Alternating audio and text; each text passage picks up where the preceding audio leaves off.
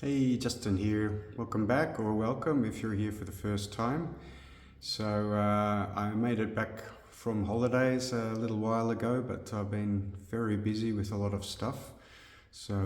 Missed a bit of stuff in between, unfortunately. But what we're looking at here is a really beautiful example of Phalaenopsis hieroglyphica. It's been in bloom for a while.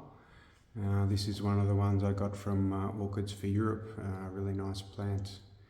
And yeah, starting at stuff.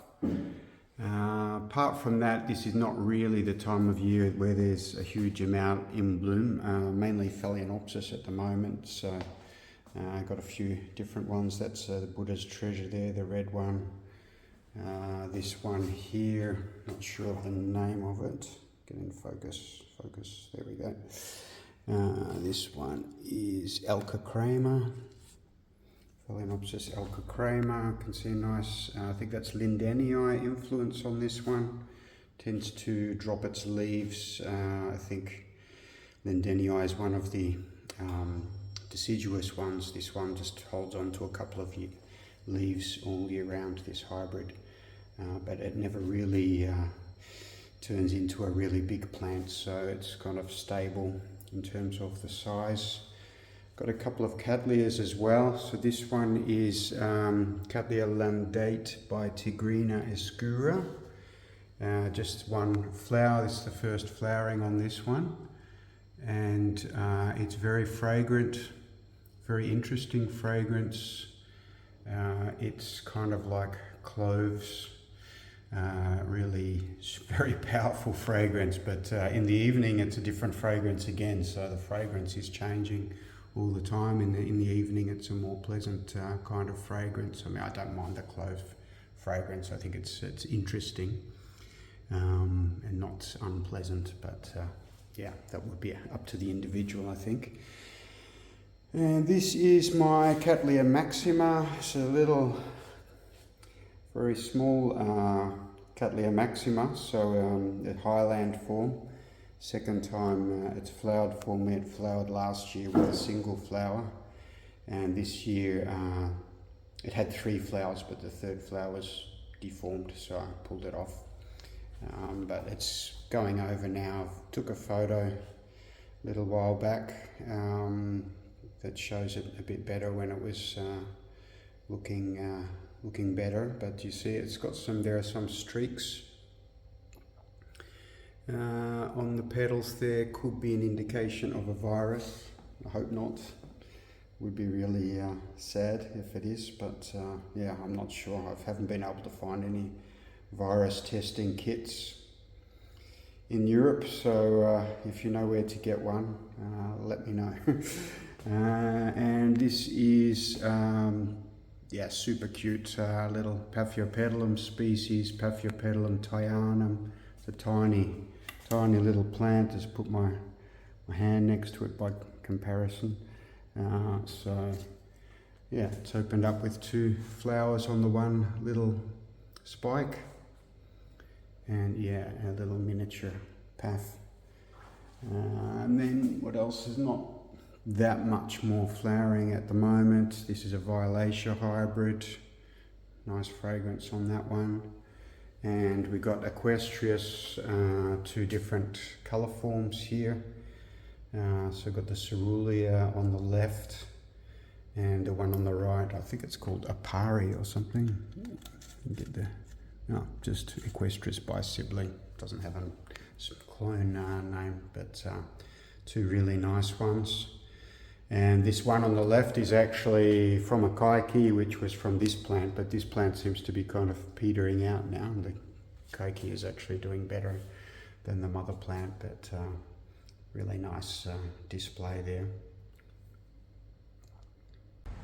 Moving out into the garden now, there's not really anything much flowering out here, but more just to show how they're doing at this time of year. So it's we're just end of August coming into September, so these plants will all be going back inside or into the greenhouse soon in the coming weeks, by the end of September, most of them. You can see you're getting the nice dappled light coming in, it's about 20 degrees.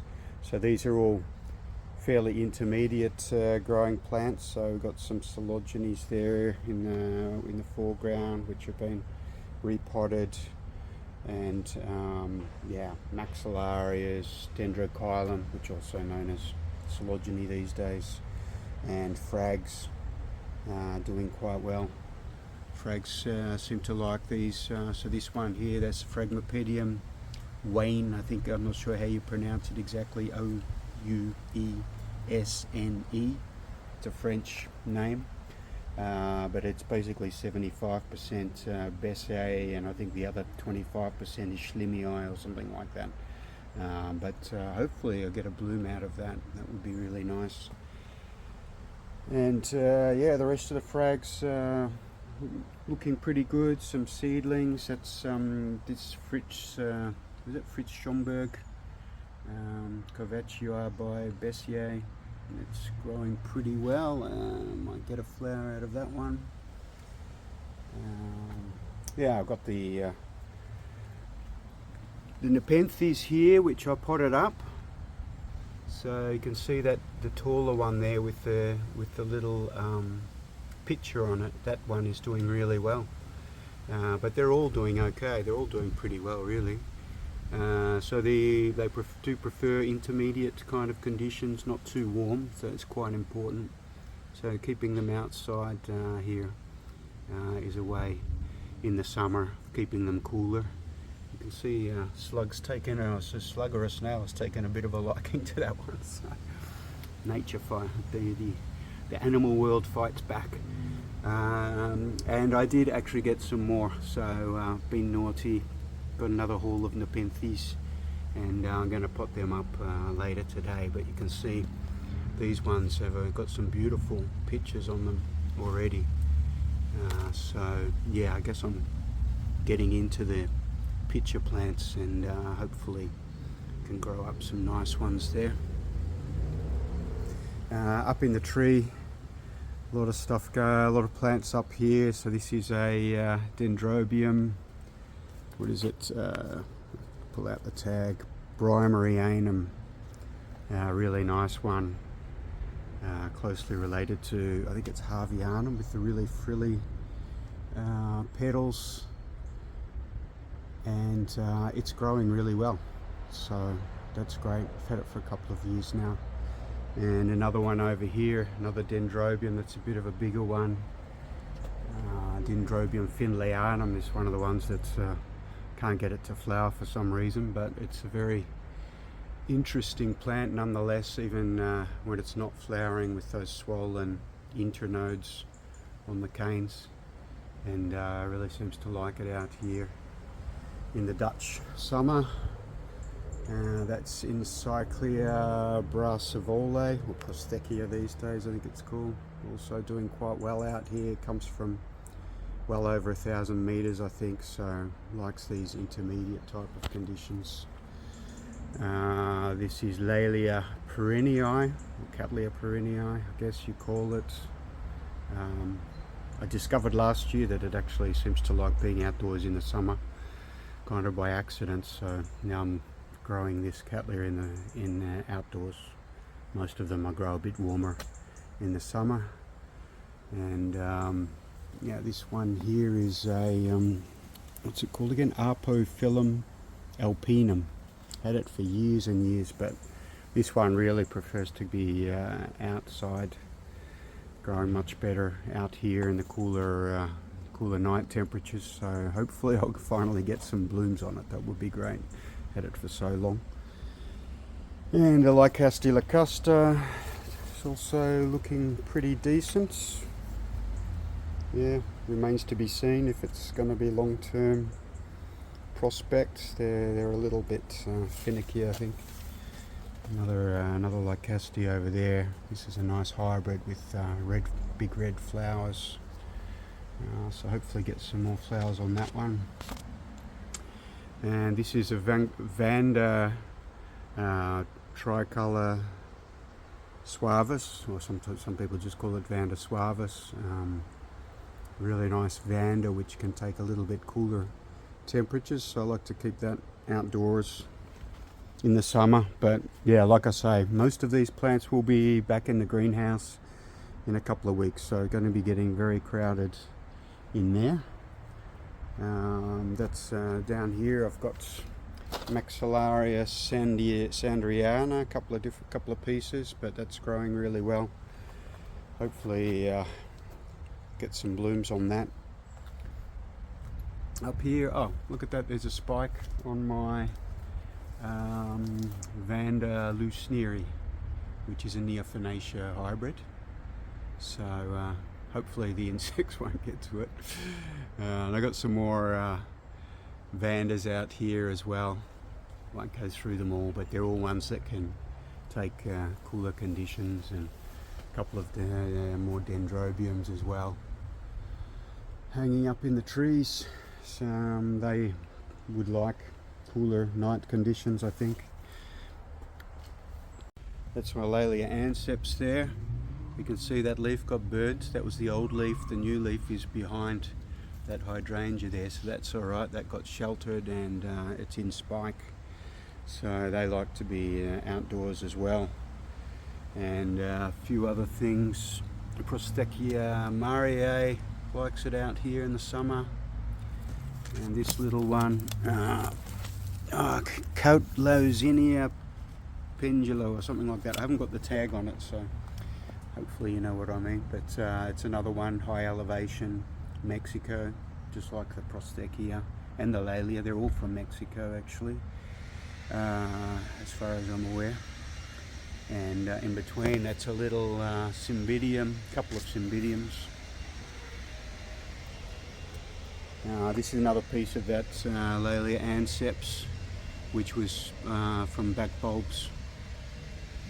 Right, so over here in a very sheltered spot under one of my Japanese maples, got a few more orchids. So this is Maxillaria fructiflexa, really stunning Maxillaria that you don't see offered for sale that often, but I've had it for many years. Took me a long time to kind of figure out how to grow it, but it's growing pretty well now. It's an intermediate grower, but it has never flowered, so hopefully don't have to wait too much longer for that one. And this one is really a big thing. It's in the Stanhopinae.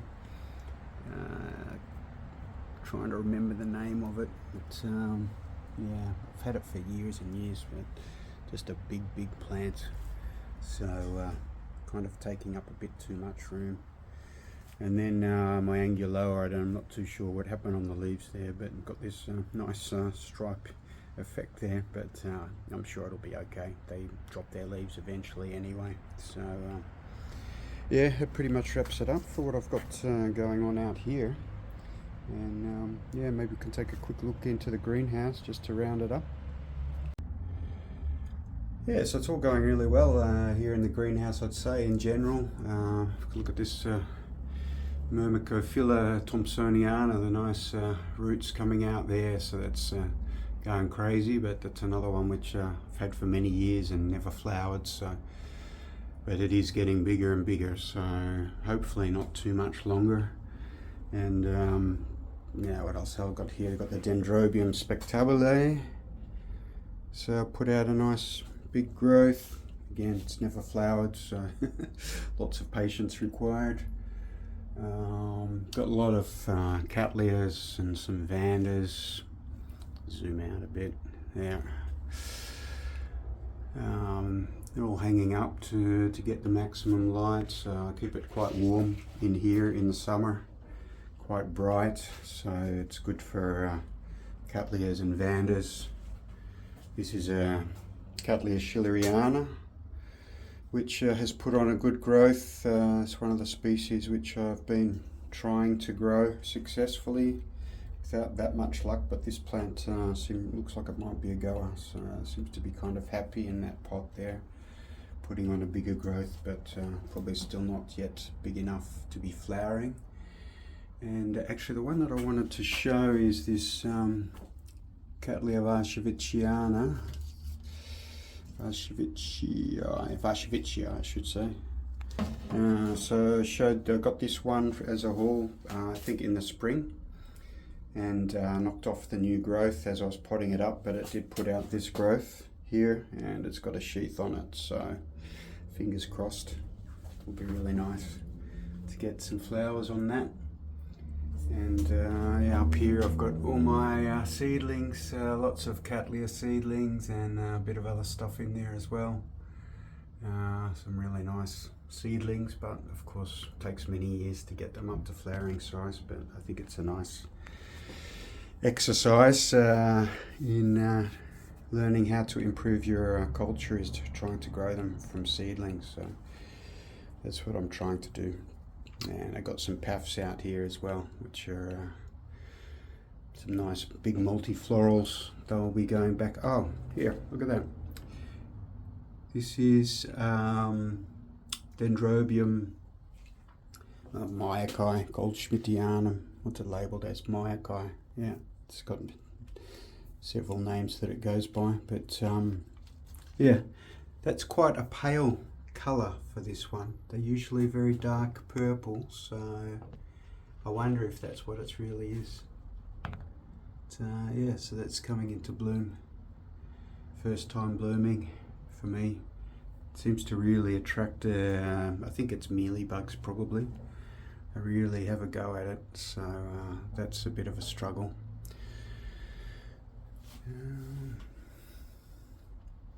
Yeah, but that's got a few things with sheaths, Cattleyas out here. Generally speaking, they're doing pretty well. So yeah, hopefully in the coming months we can see some of those in bloom. So just before I go, I did pick up a couple of anthuriums as well. So yeah, thought I'd give them a go. They're just beautiful plants, and these are just little seedlings really, but look how beautiful the leaf is on that. That's just gorgeous. And that's an anthurium, I think it's Clavinerum, something like that, but and there's another one, I think that it's called Black Beauty or something like that. So a couple of different ones, and they all get pretty big eventually, so yeah, it will be fun trying to grow them up into bigger plants. This is another one here, just a tiny little seedling, but eventually they grow into gigantic plants and really spectacular. So obviously they'll be filling up the whole room if I'm successful, but yeah, we'll see how it goes. So thanks for watching, and I hope your collection is also going great, and till next time, bye.